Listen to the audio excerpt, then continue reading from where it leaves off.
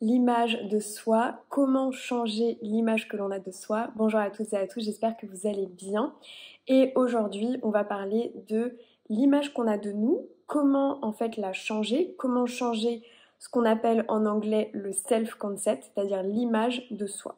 Cette image en fait de nous, elle est basée, elle est constituée des croyances que nous avons, que nous entretenons à propos de qui nous sommes. Donc, quand on se pose la question de quelle est la vie que j'ai envie d'avoir, aujourd'hui j'ai cette vie-là, qu'est-ce que j'ai envie de modifier dans ma vie? Eh bien, pour pouvoir enclencher ces modifications, il faut se demander quelle est la personne qui a cette vie? La personne qui a la vie que j'ai envie d'avoir, quelles sont les croyances que cette personne entretient? Je vous donne un exemple. Imaginons que vous avez envie d'habiter dans une maison. Toute votre vie, vous avez habité dans un appartement. Et aujourd'hui, vous avez envie de déménager dans une maison. Vous avez envie d'avoir un espace plus grand, vous avez envie d'avoir un jardin, etc., etc. Eh bien, peut-être qu'il y a une croyance aujourd'hui qui vous empêche justement de déménager d'un appartement à une maison, qui peut être que c'est compliqué d'entretenir une maison, c'est difficile d'entretenir un jardin, que ça prend du temps, que vous n'en êtes pas capable, que vous n'avez jamais fait ça, etc., etc. Donc ça, ce sont en fait des croyances que vous entretenez à propos de vous, qui du coup modèlent l'image que vous avez de vous. Donc là, en l'occurrence, une incapacité à entretenir un jardin, par exemple. Et donc du coup, eh bien forcément, si vous entretenez ces croyances-là, vous n'allez pas déménager dans une maison et donc vous occuper d'un jardin, et donc vous n'allez pas changer cette partie-là de votre vie.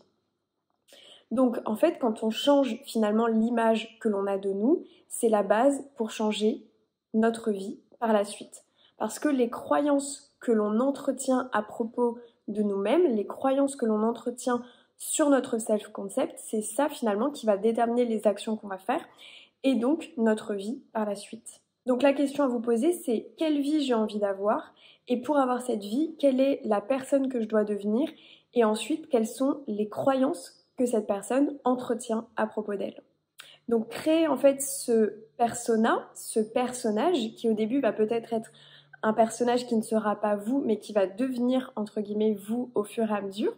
Créer ce persona, cette version de vous que vous voulez devenir. Demandez-vous quels sont ses comportements, comment elle s'exprime, comment elle s'habille, quelles sont ses habitudes, quelles sont ses passions, quel est son quotidien, quelles sont les actions qu'elle va faire de manière quotidienne, quelles sont ses relations avec les autres, comment est-ce qu'elle entretient justement les relations avec les autres. Et vous pouvez notamment observer les comportements que vous aimez chez les autres, que ce soit chez des personnes de votre entourage, ça peut être aussi des personnes que vous ne connaissez pas, en tout cas que vous connaissez par exemple à travers les réseaux sociaux, ça peut être des célébrités. Quels sont justement les comportements que vous admirez chez les autres et que vous avez envie davantage d'avoir. Par exemple, ça peut être un comportement où vous vous dites, en fait, moi j'ai souvent peur et j'aimerais bien avoir moins peur, j'aimerais bien oser davantage, j'aimerais bien partir en vacances seule, par exemple, ou partir à l'aventure, etc., etc. Et donc du coup, eh bien, quelles sont les personnes que vous admirez? Pourquoi vous admirez ces personnes? Quels sont les comportements que ces personnes ont? Et quelles sont du coup les croyances que vous pouvez modifier pour créer justement ces comportements-là chez vous, pour avoir ces comportements? Qu'est-ce qui vous attire justement chez les autres? Quel type de comportement? Quelle qualité? Et si c'est justement quelque chose que vous aimez chez les autres, c'est quelque chose que vous aimez chez les autres, que vous reconnaissez chez les autres, ça veut dire que quelque part, c'est déjà en vous.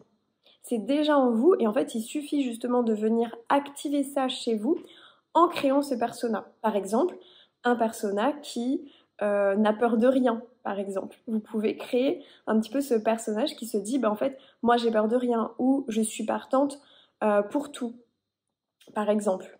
Si vous êtes capable justement de visualiser cette version-là de vous, c'est qu'elle existe déjà. C'est quelque chose qui est déjà présent à l'intérieur de vous et qu'il suffit de venir activer. L'idée, ça peut être par exemple de créer une version de vous qui va être magnétique, une version de vous qui va être charismatique, une version de vous qui peut être capable de parler en public, une version de vous qui est capable de séduire. Tout dépend en fait de ce que vous voulez venir activer justement chez vous. et qui va vous servir, en fait, après ces nouveaux comportements vont vous servir pour créer la vie dont vous rêvez, pour changer certains aspects aujourd'hui de votre vie qui ne vous conviennent pas ou qui ne vous conviennent plus. Et une fois que vous avez trouvé justement les croyances qui vont vous servir à devenir cette nouvelle version de vous, à changer l'image que vous avez de vous, eh bien, pour justement changer vos croyances actuelles par ces nouvelles croyances, vous pouvez déjà vous demander d'où vous vient cette croyance. Est-ce que c'est une croyance que vous avez héritée de vos parents, de votre famille, de la société, ou alors peut-être que vous ne vous en souvenez peut-être plus. Peut-être que c'est quelqu'un qui vous a transmis cette croyance-là. Ça peut être aussi des amis, ça peut être une croyance globale qu'il y a par exemple dans l'entreprise dans laquelle vous travaillez, dans le milieu professionnel dans lequel vous avez évolué. Ensuite, l'idée, c'est de vous demander, est-ce que je suis certain ou certaine à 100% de cette croyance? Quels sont les contre-exemples qui existent? Et c'est comme ça que vous pourrez justement transformer en fait la croyance. Ça va être en trouvant des contre-exemples. Si je prends la croyance je ne mérite pas cette promotion au travail, qu'est-ce qui vous fait penser que vous ne méritez pas cette promotion au travail? Est-ce que c'est parce que vous ne recevez pas, par exemple, de compliments de la part de votre supérieur? Est-ce que c'est parce que vous avez l'impression que vous n'en faites pas assez, que vous devriez en faire plus? Quelles sont justement les circonstances qui entourent cette croyance que vous avez de ne pas mériter une promotion au travail? Si la réponse, elle est liée à une circonstance extérieure, comme le fait de ne pas recevoir assez de compliments de votre supérieur, eh bien, en fait, il va falloir venir changer cette croyance, de vous dire que le problème, ce n'est pas que vous ne recevez pas assez de compliments de votre supérieur, mais que votre supérieur n'a pas besoin de vous faire des compliments pour être satisfait de votre travail. Ça peut être en fait justement de changer ça en une croyance qui est que votre supérieur est content de votre travail malgré le fait qu'il ne vous fasse pas de compliments parce que peut-être que ce n'est pas dans sa nature de faire des compliments. Si au contraire vous pensez que vous ne méritez pas cette promotion parce que vous n'en faites pas assez, eh bien tout simplement à vous de changer la manière dont vous travaillez. Peut-être de travailler plus, peut-être de travailler différemment pour être plus efficace, etc., etc. Peu importe en fait les circonstances, vous pouvez changer vos croyances. Il n'y a rien qui est impossible en ce qui concerne changer ses croyances. Avec vos croyances, vous allez vous aligner à l'image justement que vous voulez renvoyer. Vous allez changer en fait l'image de vous, vous allez changer votre self-concept avec vos nouvelles croyances. Donc vous allez peut-être passer d'une croyance qui va être je ne suis pas capable à je peux absolument tout faire, je n'ai pas de résultats à j'ai des résultats, etc., etc. Voilà, j'espère que ça vous a plu. Si vous voulez aller plus loin, vous pouvez réserver une séance de coaching avec moi. Vous avez le lien juste en bas dans la barre d'infos. Prenez bien soin de vous et je vous retrouve très bientôt. Bye bye.